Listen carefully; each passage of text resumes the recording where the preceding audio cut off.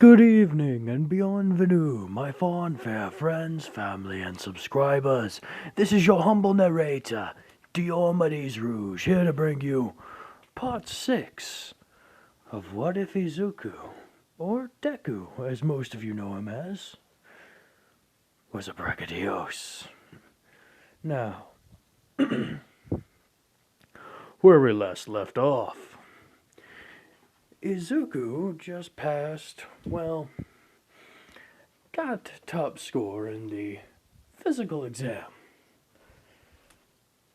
So, we continued on. The day was done, over with, and the coming few days, because I would say there would be a bit of time for class to settle in, as well as exams to take care of, for them to organize and such, before doing any real training. Because it can't all be fun and games at UA University. It's not a high school after all. So, during that period of time, Izuku, Kaminari, and Kirishima have all exchanged numbers and have agreed to do some, training together. Why? Well, out of all the males in Class 1A, which isn't many, Dupla Arms, and as well as Mineta, and as we all know him, Captain Diabetes, are all males, but out of all the males that are currently there, they're the only three monsters. It's kind of it's a good trait for them, they think, to, try and bond. So they have someone of their own situation to rely on, as well as someone who they know can handle their strength to, spar with. Even if it is someone of the same age as them. Now,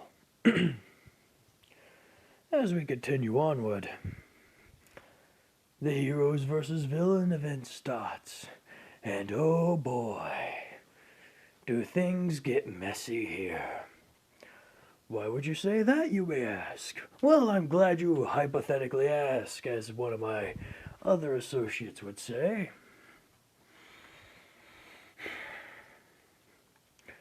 The quick answer is Izuku, pardon me for one moment, has been teamed up with Mineta. Oh yes,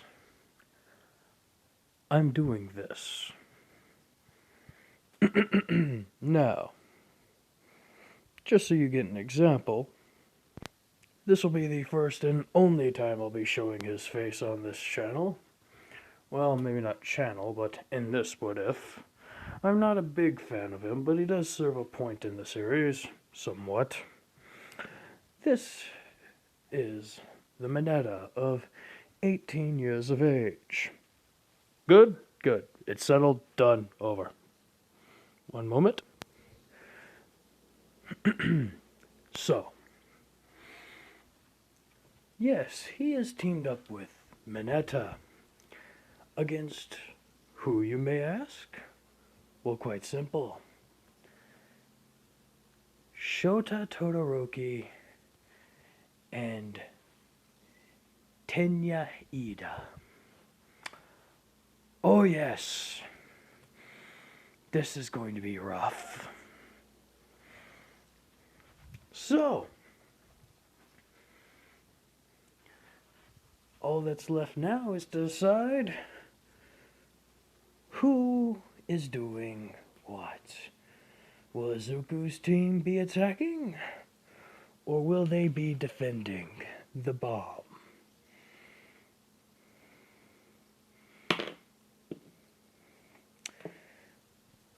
I had scenarios for both. The die decided that they will be defending the bomb. Yes, Izuku and Mineta will be villains, or at least playing the role of them. So, they get the chance to set up, and Izuku has a plan already, as per his usual modus operandi. He tells Mineta to start setting up sticky balls all along the floor and walls. Mineta goes, "Excuse you? Use your sticky balls on the floor and walls. And why should I do such a thing? So you can set a trap for your enemy. They're going to come towards us. Don't you realize this?" "Yes. But I can only produce a certain amount of them." "Well, then just produce 20% less than what you... Then just produce only 20% of them. It won't take much to slow them down. And that's all I would need." "All you would need? So you're planning on what? Stealing the show after I set up the hard work?" "No, this is a team exercise, you moron." "Moron? I thought that's what you monsters were." "Oh, wow, you're going there, are you?" "Oh, yes, I'm just a big dumb brute monster. I have no brain in my head. Da da da." "For your information, we're mostly quite intelligent.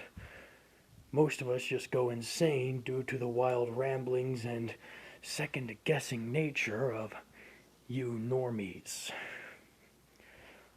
"Oh, really?" "Yes, really. Now why don't you make yourself useful, ball bag, and set up some of your little sticky balls on the ground and wall."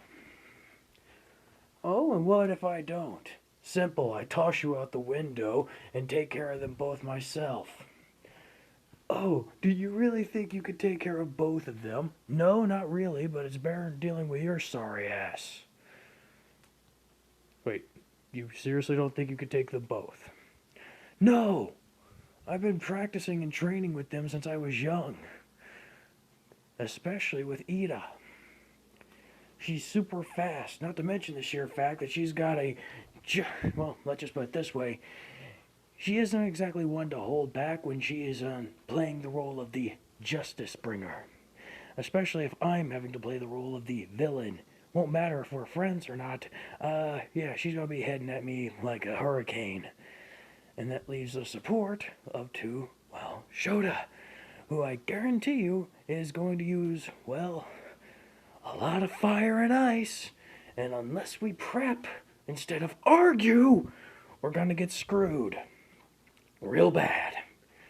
"Well, to be fair, I wouldn't mind getting messed up. I wouldn't mind getting screwed by either of them." "Say that again, and I'll blow your head off." "Easy, easy. Don't get your carapace in a rut." Fine, fine. Considering if the big bad monster is so scared of two little girls, fine.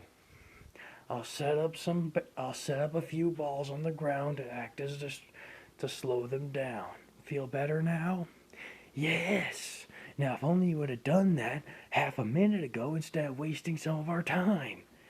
You freaking idiot. I swear, if we lose, I'm blaming it on you. Excuse you? As long as you don't hold me back, we'll win just fine.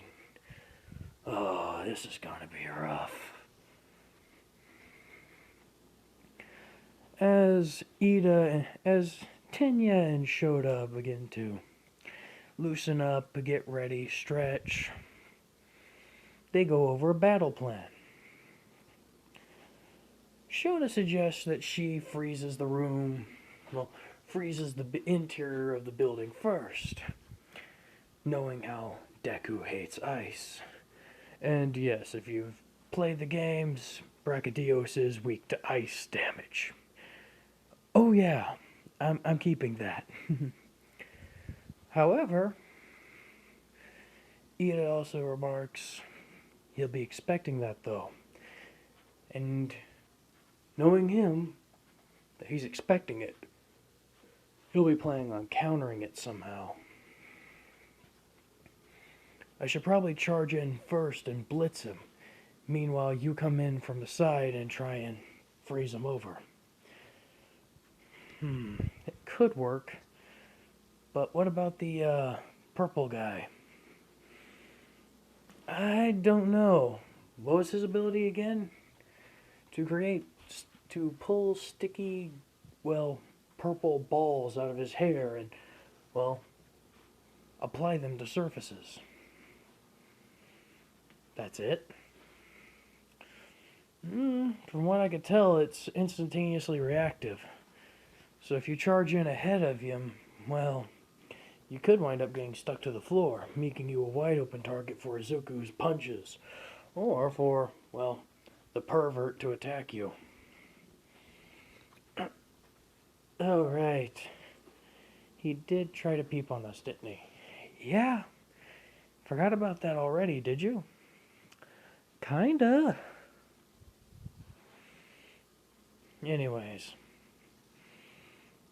let's focus on the actual thing at hand. Right. So definitely you freeze it first, then we'll try and, well, counter it. Pardon me. Sorry you had to listen to that. Couldn't reach the pause button in time. So the mission starts. 15 minutes is on the bar as they both charge. First, Shota grabs the wall and starts freezing the entire building from the inside. Meanwhile, Izuku and Mineta up on the top floor are, well, looking at, or well, feeling the temperature begin to decrease. So they're using that tactic. Alright. Things just got a lot worse. What? I expected Ida to be moving a lot faster than this. Her brash decision-making usually winds up putting her in harm's way. However, she took Shota's advice and wound up letting her freeze the entire area. So, they're gonna go the careful route. That's not good for us.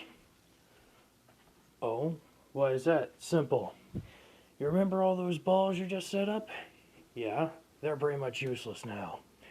She froze them all. I guarantee it. And what's your brilliant strategy now? Simple. Unlike us, we can destroy this building. So simple. I get to make some noise. Meanwhile, I need you to set up as many of those balls around this room as you can. Try interlocking them into webs if you can think of it. And don't get yourself beaten up too badly if Ida brushes past me. She can go at high speeds that are, well, let's just put it this way, faster than any normal person can react to. Whatever you say, Monster Man. Oh, wow, so original. It's almost as if you hurt my feelings.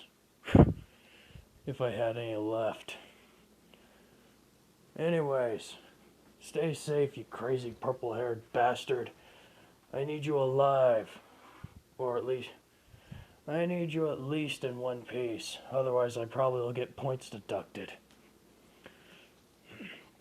As Izuku heads down. Ida and Shota are kind of walking up at a bit more of a slower pace, realizing that they're likely walking into a trap set by Izuku.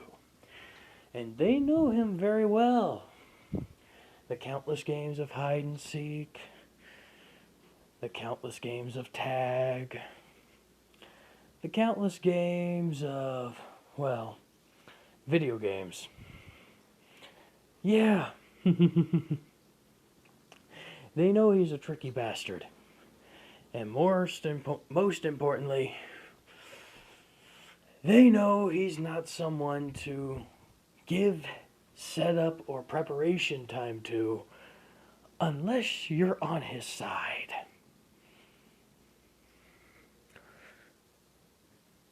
However, once they get about halfway down the hall, going up the stairs, the building begins to rumble. First, it's subtle. They can barely feel it. Then it gets worse. Much worse. Then it begins to feel as if the earth itself is shaking.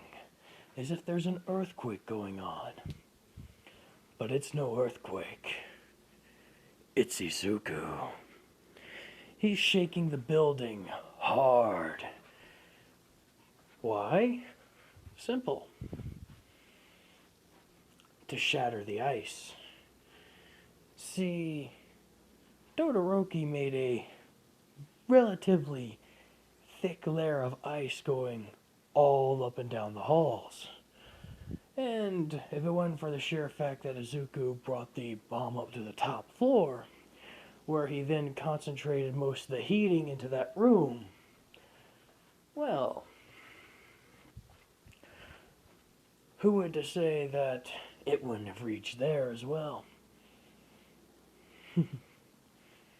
But in turn, the ball is now in his court. Sorry, had to yawn. And boy does he ever play well. He rumbles and shakes the entire building, knocking chunks of ice off the ceiling and walls. They begin to panic and somewhat squeal as the chunks fall down and, well, bang against them. They shouldn't have done that. Because this lets Izuku know exactly where they are. Monster hearing's a fun thing. Oh, how it's a fun thing. As they suddenly start hearing a thunk, thunk, thunk, thunk, thunk, thunk. They go, oh no. Thunk, thunk, thunk, thunk, thunk, thunk, thunk, thunk, thunk, thunk, thunk, thunk, thunk, thunk, thunk, thunk. Oh boy. Shota, get behind me and prepare to provide covering fire. No problem, but fire doesn't do much against him. You know what I mean, Shota. Yeah, well, as Izuku said, sometimes making a joke in a bad situation is sometimes good. Yeah, well, you're about to see him if he's gonna find it funny. As, well, they look up down the long stairway to see good old Izuku. Hello, girls. Long time no see. Izuku, we don't want to hurt you. Step aside and you can go on. Oh, isn't that sweet? Y'all don't want to hurt me in a test where we have to hurt each other. Sorry, but that's not gonna happen. You're not going anywhere near that bomb. I've been ordered to protect it. Oh? Yeah. You're not going anywhere near it. Not if I can help it. We'll see about that as Ida charges straight for him. Now, normally running up the stairs would be a bad thing, especially for Ida. However, who says she's taking the stairs? After all, with her speed, especially with overdrive, there's a perfectly usable wall. Oh yes, a perfectly usable wall that Izuku does not know that she knows how to use. He goes, reciprocal burst overdrive! As, well, reciprocal burst overdrived. And hits him square in the gut, sending him, well, flying back a good 10 feet. Not out the door of this hallway, but pretty far.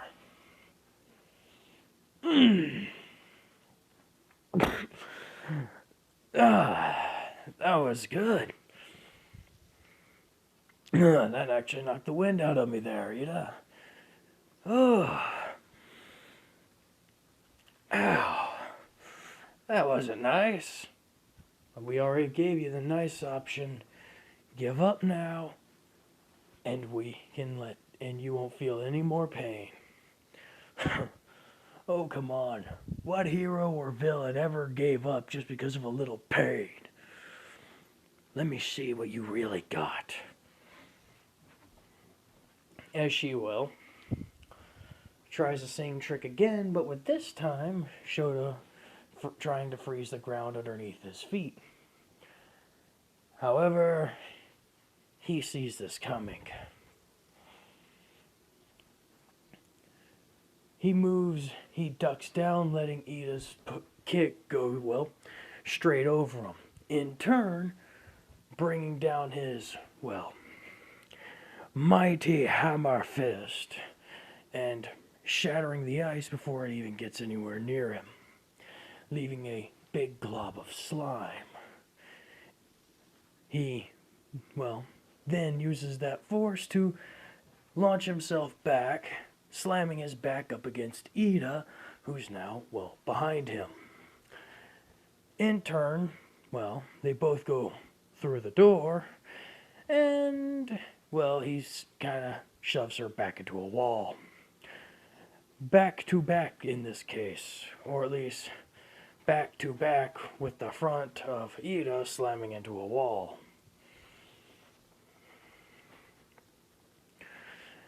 He turns around, Ida stumbles out, gets ready to fight again, and that's when the first explosion goes off. You'll find out why I say first in a moment. The first explosion goes off, destroying the stairwell leading up there. Meaning, well, Shota has to take a few seconds to build another set of stairs out of ice. I say not the complete staircase, but the 10-foot portion there. And while it's a few seconds is really all Izuku needs. Because, remember when I said he slammed his back into her back? Yeah, funny thing about Brachidios. The slime on them, yeah, it doesn't just stop at the hands, nor at the head of the horn. It kind of coats most of their body. And, yes, you can actually see this in a cutscene where an agnactor tries to wrap itself around a Brachidios. And in doing so, winds up getting the living hell blown out of it. Due to it, well, wrapping itself around it. And in turn, the slime gets onto it and causes a big explosion, leaving the Brachidios just fine, but the agnactor is dead. In this case, the slime isn't enough to kill Ida, but it sure as hell sends her rocketing forward. A rocketing forward that she is not quite used to. Because as she does get sent rocketing forward, Izuku takes his tail, spins, and slams it into her guts, cannonading her straight into the far wall. And that's when Shota finally gets up there. All of that took place in less than 10 seconds. Yes, I go into a bit of over detail, but sometimes it's necessary. So we continue. Now, the big fight. Shota Todoroki versus Izuku Midoriya. Shota starts off by sending off a wave of ice going straight towards him. He, in turn, counters by slamming his fist into the ground, causing explosions, lifting up rubble, causing the ice to, well, stop short. But this only works for so long. They're on the second to last floor, and it's not exactly a easy thing to keep on smashing away rubble unless you're willing to fall. So, eventually, he does have to yield ground. And every time he does, she comes that much closer, and closer, and closer, sending more and more ice his way. Now, Izuku, he's no coward. But while he may not like pain, he knows he can endure quite a bit of it. Todoroki's not wanting to hurt Izuku, but at the same point in time, she's wanting to make him stop. And that would be by most any means necessary. So, Izuku rushes forward, trampling through the ice over and over and over again. Each time he makes a step, the ice grows along his feet, just for him to shatter as each step he makes, it gets farther and farther. Until at one moment, his leg gets completely coated. And then his other leg. He can't move forward any further than he already has. But that doesn't stop Todoroki from going up to his neck, encasing him in it. She walks over to him and tells him, "Now, you're gonna stay like this for a while," as she readies the capture tape. Why? Because extra insurance never hurt, especially when you're dealing with in this case, 6'3",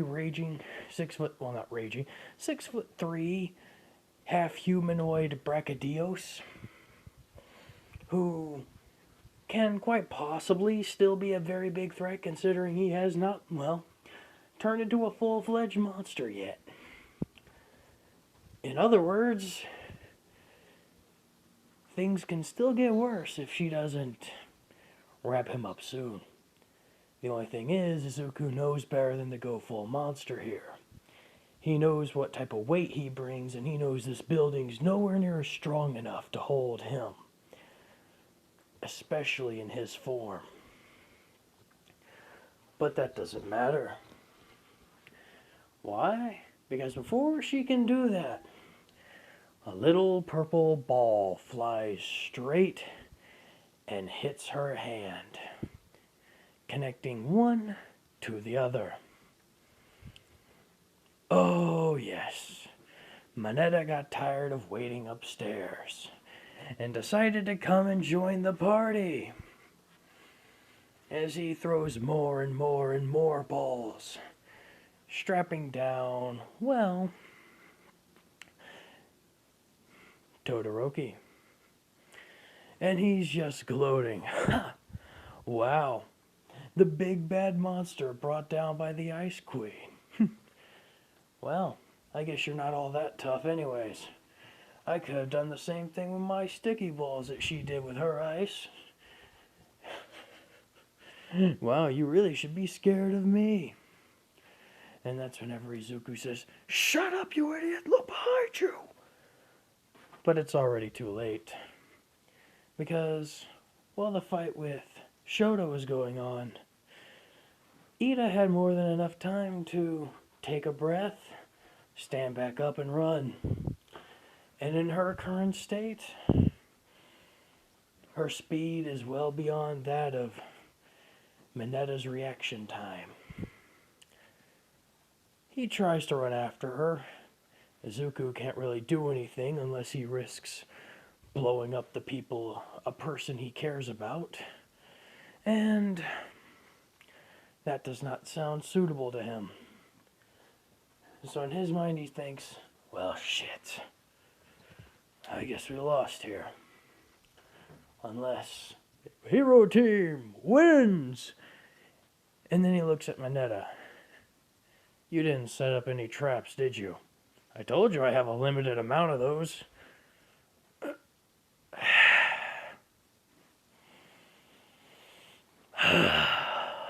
Whatever. Fine, whatever. As he kind of cracks his neck a little bit and then says, get her moved away from me real quick. Why should I? Because if you don't, and when I get out of here, I will break you. Ooh, always so violent, aren't you, Mr. Monster? Well, it's better than being a hypocritical normie.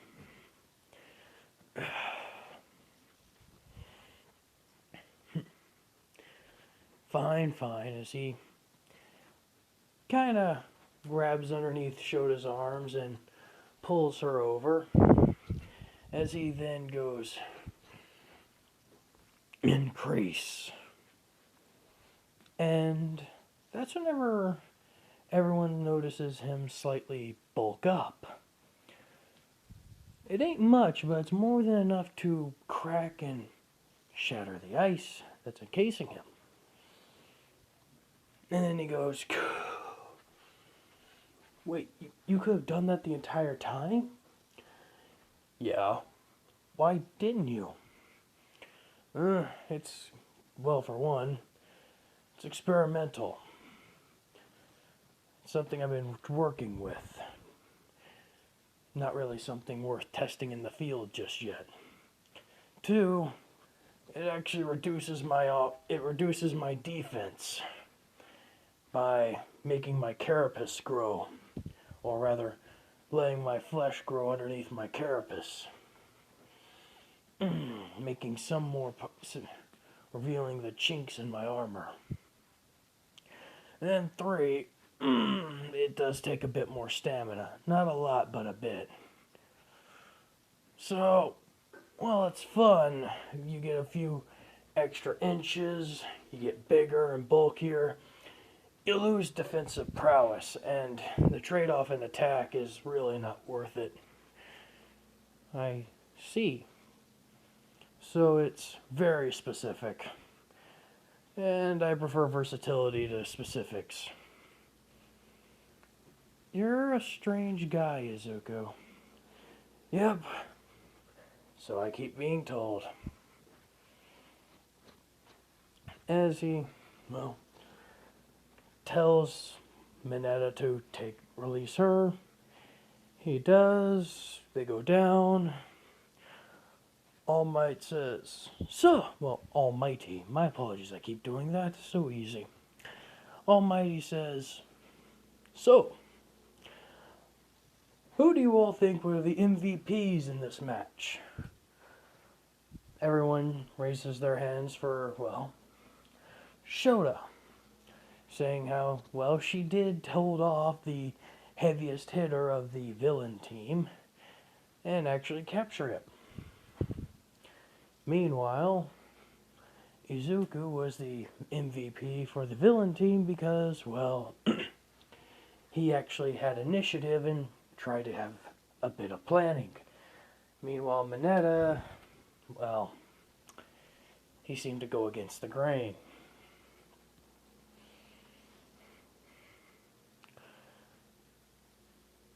And, Well, you know, I think that we have just enough time for a bit more. I'm not going to make this one a super long one because I want the USJ to be a long one. Oh, yes. The USJ one will be a very, well, I wouldn't say very, but it's definitely got to be more than an hour. And having some slight build-ups to it just feels so right. Especially with little teasers and everything else. I can already feel the anticipation wafting off of y'all. That and the possible hate messages I'll get in the comments. But I'm willing to accept that. Because I know you all still love your humble narrator. So, during this time, after that whole incident, Izuku asks, well, Uncle and Auntie Yaoyorozu if he can have a couple of his friends over for some training. So sure, we don't mind Ida and Shota coming over. You know, Ida and Todoroki coming over. He says, no. It's a couple of guy friends. Guy friends? Yeah, I met them at school. They're fellow monsters. They're pretty cool, and we kind of formed a little bond. Sure. That doesn't seem too wrong. And so, they come over. And boy, are they surprised whenever they find out that Izuku's living in a big-ass mansion. Dude, you live here? You're like, yeah. Holy cow, Kaminari says. Jeez, man. What, are you loaded? No, they are. I mean, I've invested in some stocks, but I'm nowhere near as rich as they are. Wait, how'd you invest in stocks? I came across some money a few years ago, and after I spent a bit of it, put some away for savings and investing. Wow. You're already so responsible. Why do you want to be a hero?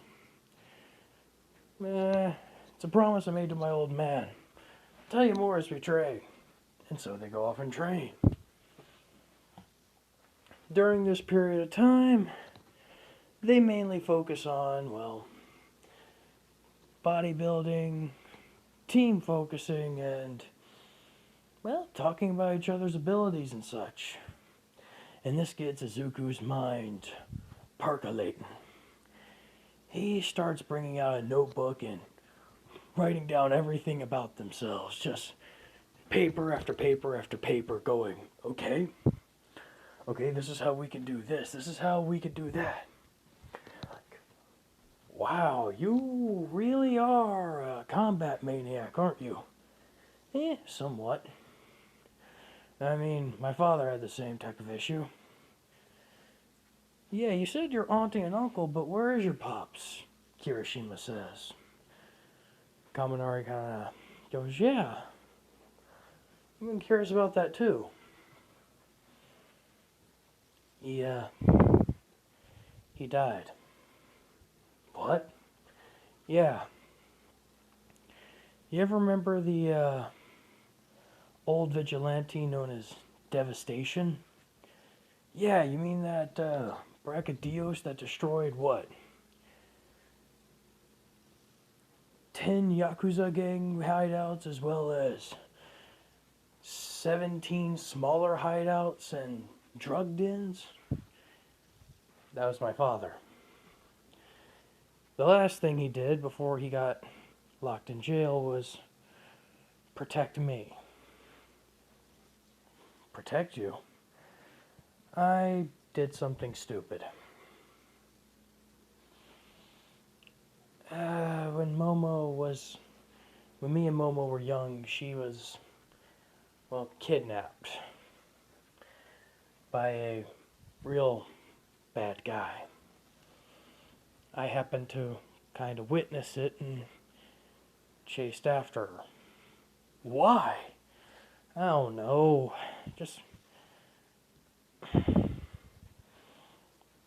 I couldn't help it. I knew someone was in trouble and I just couldn't stand by. It's not like I chose, it's just my body moved on its own and I had to keep up with it.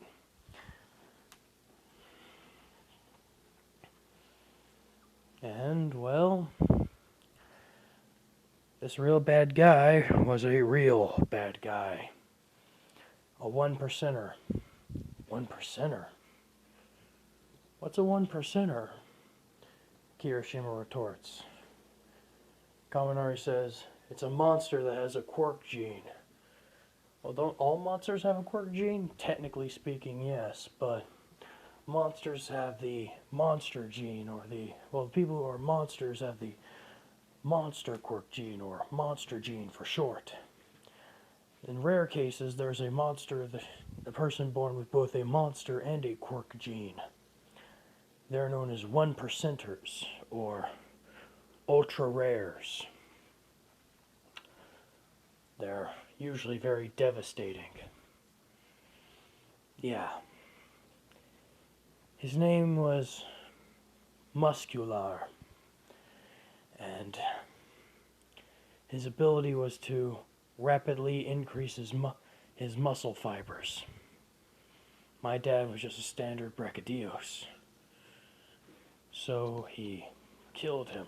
Oh no, my dad kicked his ass. What? Oh yeah.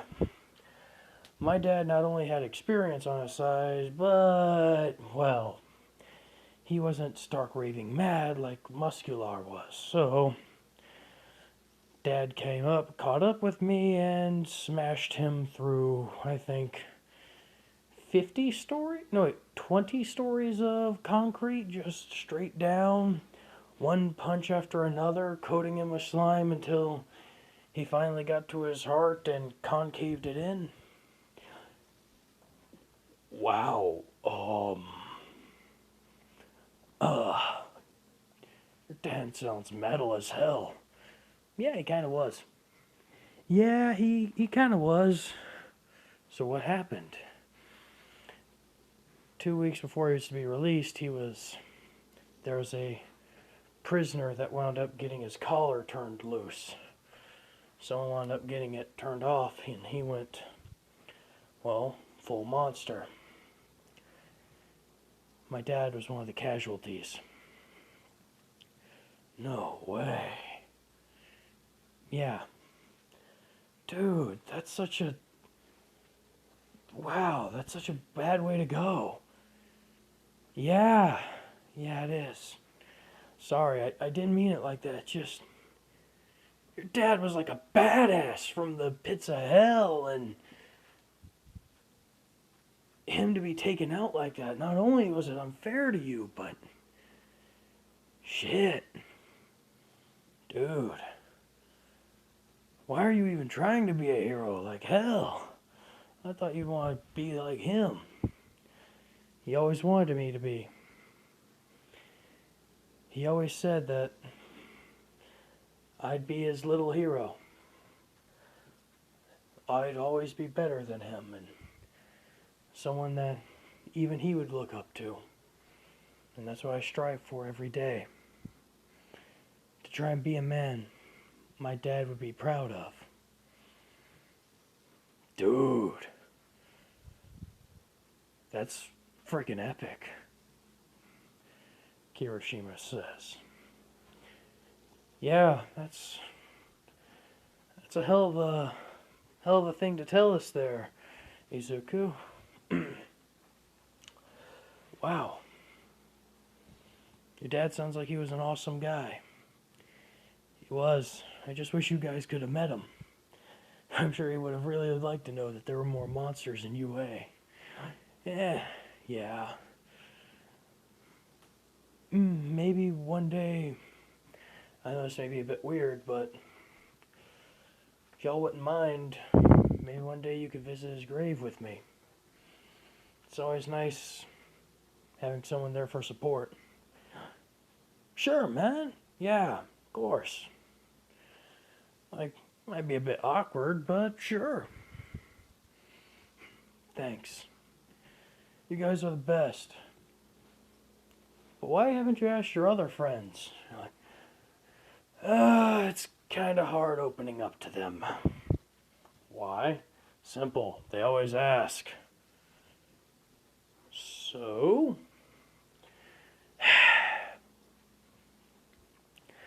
How would you feel day in and day out, and day in and day out, if someone asked you if you're okay? Every day. Like, are you okay? Are you okay today? Are you okay today? Are you okay today? Are you okay today? Are you okay today? Are you okay today? It grates.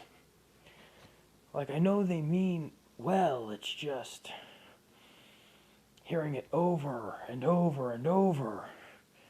Them asking the same questions. I just want to hang out. I want to relax, but it makes it feel like whenever you're hanging out with them, they're just doing it to make sure you don't fly off the handle.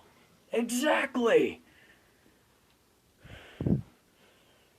Instead of just hanging out to hang out. If I tell them anything like that, they automatically jump to the worst case scenario for me. It's like I gotta step on eggshells around them. You guys are just guys. You're comfortable to be around. Hell, it's like, I don't know.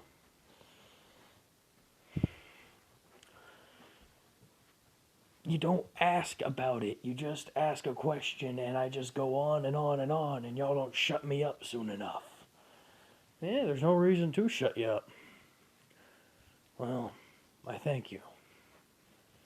It's no big deal, man. We all gotta get stuff off our chest eventually. Otherwise, it can kill you. Or cloud your judgment. And I'm glad you feel safe enough to open up to us. It's no biggie. Anyways, let's get over this sappy crap and get on to different things. I came across this real great combo move, I think. What? The Apex Halo of Destruction. Really? Nah, you're right. Oh, I know. The Apex Halo of Devastation. And that's where I'll end it off. Hope you guys had a fun time. Good night, relax, and enjoy. Bye for now.